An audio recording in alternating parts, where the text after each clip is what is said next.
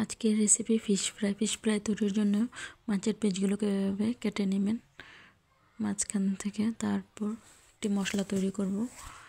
আদা বাটা, জিরা বাটা, রসুন বাটা, অল্প হলুদ গুঁড়ো, ভাজা জিরার গুঁড়া, একটু ধনিয়ার গুঁড়া, গরম মশলার গুঁড়া 1 চিমটি,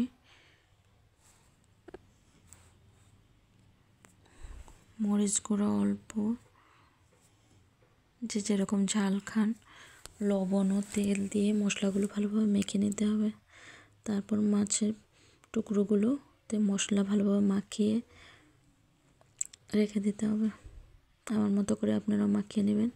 সবগুলো মাছে ভালো করে মশলা মাখিয়ে নেবেন। কাটা অংশগুলোতে যেন মশলা লেগে যায়। এই যে আমার মাছে মশলা লাগানো হয়ে গেছে। 15 মিনিটের জন্য রেস্টে রেখে দিলাম। রেস্টে রেখে এদিকে শুকনো ময়দা বা আটা নিতে পারেন, তাতে লবণ দিয়েছি, আপনারা শুকনো মরিচের গুঁড়োও দিতে পারেন। দিয়ে ভালোভাবে মাখিয়ে তাতে মশলা মাখানো মাছ আটা দিয়ে ভালোভাবে কোট করে নেবেন। ওই যে মশলা যেন সব জায়গাতে ময়দাগুলো যায় এমনভাবে সবগুলো কোট করে নেবেন। কোট করে কড়াইয়ে বেশ খানিকটা তেল দিয়ে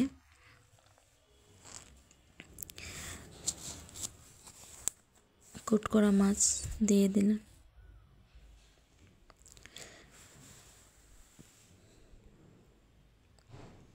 এভাবে আস্তে আস্তে করে ভাজতে হবে যাতে ভিতরে কাঁচা না থাকে। এই যে এক পাশ থেকে আরেক পাশ উল্টে দিলাম।